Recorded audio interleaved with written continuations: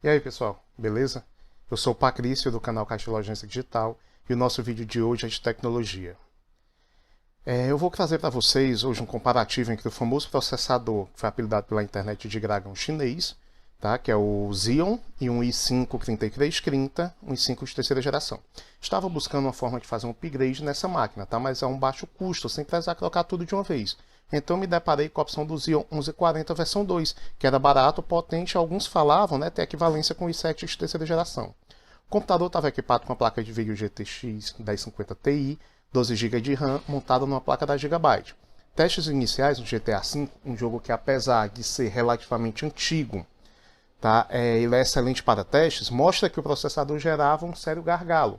Tá? Ele ficava 100% o tempo todo, quando não havia a limitação de frames para 30 frames por segundo, tá? Enquanto isso, a placa de vídeo dava folga. Então, eu já estava quase decidido a arriscar no Xeon, tá? No Xeon 1240 versão 2.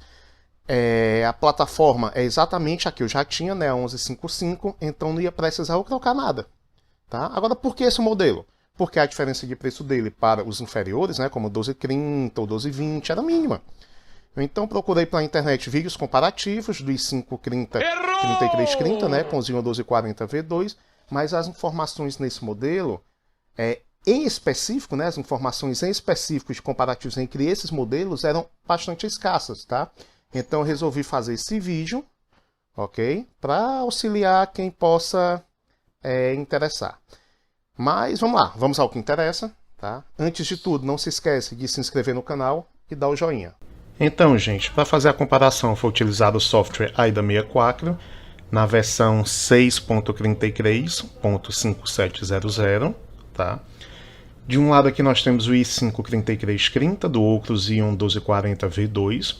Vejam que é a mesma configuração em ambos os sumários, tá? Mudando apenas, obviamente, o processador. Aqui no i5 está aqui o tipo do processador, um Core i5 3330, montado numa placa-mãe Gigabyte GAH61MS1, 12 GB de RAM, tá? Um pente de 8 e outro de 4.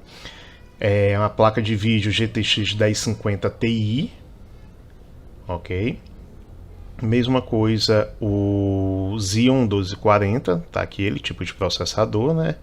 E3 1240 V2, a placa-mãe Gigabyte a mesma, também 12 GB, né, os mesmos módulos de memória, a placa de vídeo permanecendo a GTX 1050 Ti, ok? Ambos as máquinas iguais, alterando apenas o processador. O nosso primeiro teste executado foi o CPU Queen. Esse é um teste que ele é focado, gente, na capacidade das ramificações de previsões e nas penalidades de erro de previsões da CPU. Tá? Em palavras mais simples, o teste encontra as soluções para o clássico problema das rainhas, em um tabuleiro de xadrez de 10 por 10. Nessa forma aqui, nós temos o i5 3330 de um lado, o Xeon 1240 V2 do outro, e podemos notar claramente que enquanto o i5 obteve 28.508 pontos, tá? Ficando atrás até de alguns processadores Phenom, alguns Atom, do Core i7 de primeira geração, o Xeon já teve uma pontuação bem mais adiante, digamos que mais de 60%, né, superior ao i5, ficando com 45.322 pontos, ok? Ficando bem próximo aqui, ó, ao i7 de terceira e quinta geração, tá? Confirmando o que algumas pessoas falam pela internet, que o Xeon 1230, 1240 fica bem próximo ao i7 de terceira geração, certo? Então, por esse teste, tá, já mostra uma ampla vantagem do Xeon em relação ao i5. O nosso segundo teste foi o Zlib. Esse teste ele já mensura o desempenho combinado da CPU e a memória do subsistema através de uma biblioteca de compactação de arquivos. Então, nós conseguimos ver aqui claramente, tá, que o i5 3330 ficou com 195.7 megabits por segundo, tá? enquanto o Xeon teve um desempenho cerca de aproximadamente 60% maior, tá? Obtendo 307 megabits por segundo. É uma vantagem bem expressiva, tá? Nós percebemos que enquanto o i5 fica atrás, inclusive, do Atom C2750, né, o i5 de terceira geração, o Xeon já fica colado no i7 de terceira, quarta e quinta geração nesse teste. O outro teste é o CPU AES. Tá? Esse teste ele mede o desempenho do processador no processo de criptografia em AES. O i5 de terceira geração 3330 ficou com 10.121 megabits por segundo, atrás do i7 de primeira geração, enquanto o Xeon 1240 V2 já ficou com 14.000 megabits por segundo, tá? Logo atrás, bem próximo do i7 de terceira geração.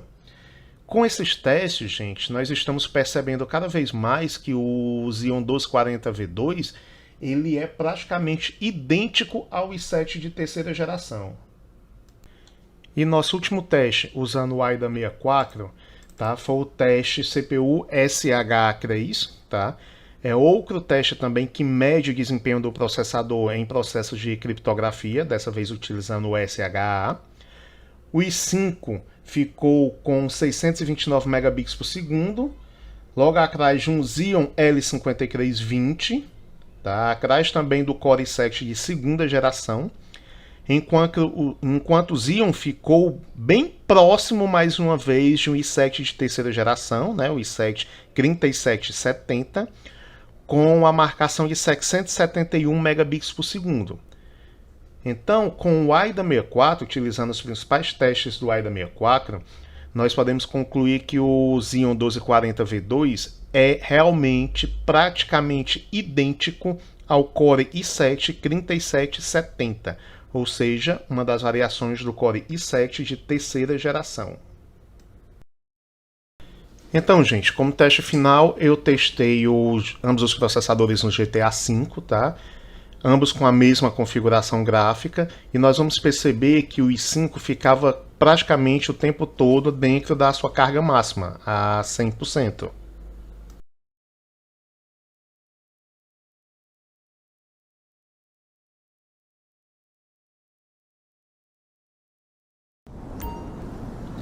Vejam que o i5 até sofre um pouco para poder rodar o jogo, né, rodar o teste, junto com a gravação de tela, né, a captura de tela. Os frames por segundo em alguns momentos vão estar bem próximos, porque essa limitação está sendo dada pela placa gráfica, né?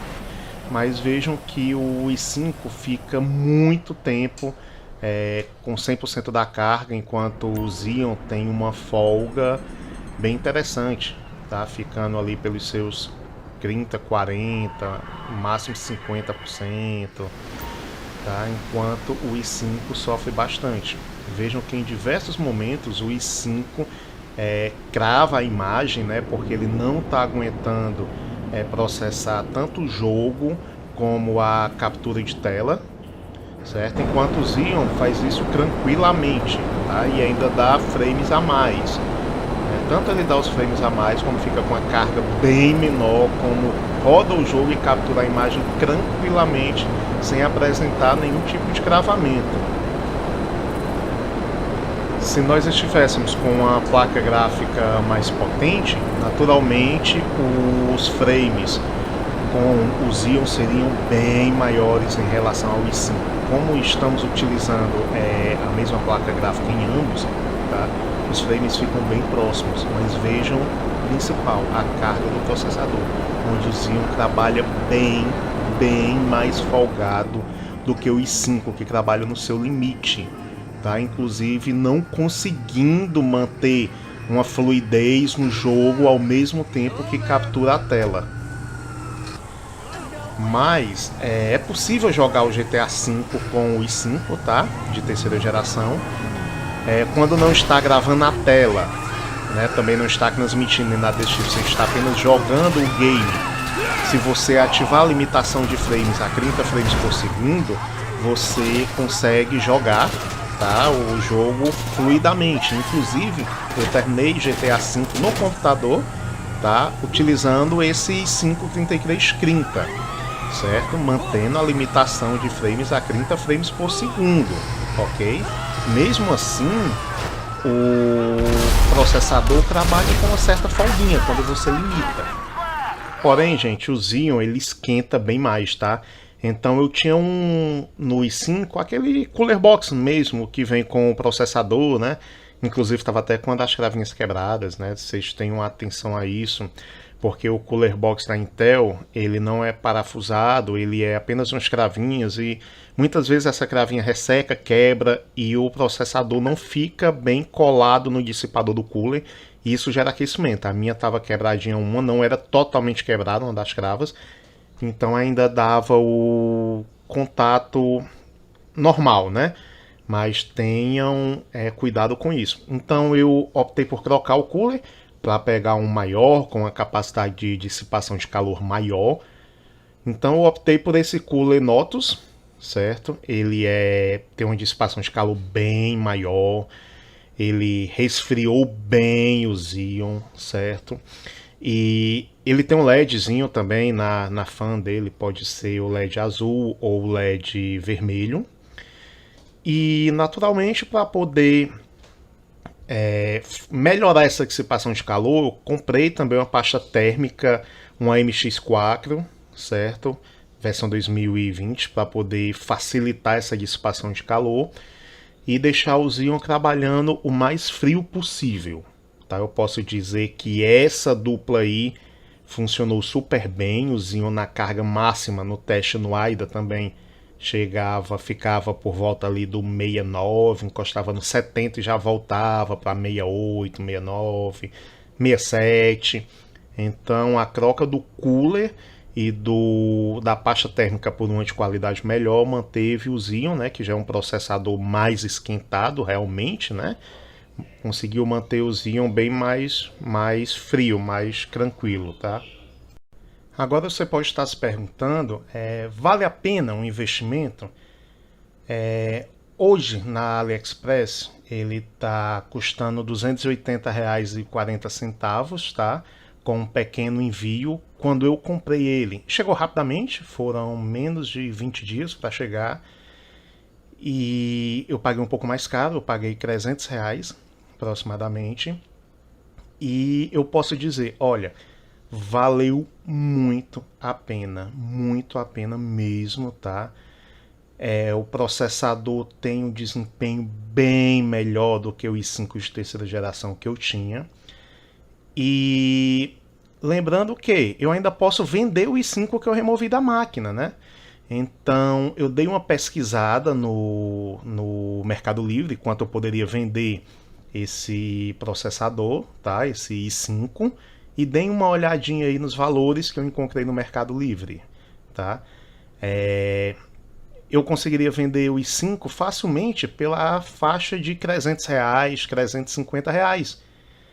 Então, eu comprei o Xeon por 300, certo? Substituí o meu i5 e vou vender meu i5 por 300, 350. Esse anúncio não é meu, ok? É apenas um exemplo que eu peguei lá do Mercado Livre. Então, paguei 300 no processador lá no AliExpress, com um desempenho bem maior do que o meu i5, e vou vender meu i5 por R$ 350. Ou seja, aumentei muito o desempenho da minha máquina e ainda vou sair com 50, na verdade sairia, né, com R$ 50 no bolso, mas como eu mudei o cooler e a pasta térmica, né, eu tive um aumento de mais R$ 150 nesses dois produtos. Então 300 do Xeon mais 150, nós temos aí R$ 450, tá? E eu vou vender meu i5 por 300, R$ 350.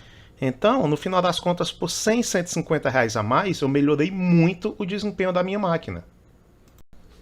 Alguns dias depois de montar a máquina, eu tive um problema com a fonte da minha máquina, tá? Já era uma fonte que eu tinha desde 2012. E eu vi algumas promoções, então aproveitei para fazer um upgrade definitivo, um upgrade maior na minha máquina, tá? E acabei adquirindo uma placa-mãe TUF Gaming 460, da Asus e um Core i5 de 10ª geração, junto com naturalmente, né, com a memória DDR4 e o Xeon, a placa-mãe da Gigabyte e os 12 GB de memória, eu acabei pegando, montando outra máquina, certo? Que ficou sensacional. Essa outra máquina que eu montei usa a placa-mãe da Gigabyte, desse teste, né? O Xeon desse teste, as memórias desse teste, e eu acrescentei a ela uma placa de vídeo RX 550 de 4 GB, certo? E um SSD Kingston de 250 GB, tá? 260 GB. E a máquina ficou sensacional, ficou muito rápida mesmo. Então, reforço mais uma vez, tá? Vale muito a pena o investimento no famigerado dragão chinês. Gente, muito obrigado por terem assistido esse vídeo. Se você gostou, curte, comenta, tá? Deixa o joinha, se inscreve no nosso canal, ativa o sininho para você ser sempre comunicado para quando a gente postar novos vídeos. E compartilha nosso canal para que ele possa estar crescendo cada vez mais, tá bom? A gente está iniciando agora. E então, se você gostou desse vídeo, dá aquela força aí pra gente, tá bom?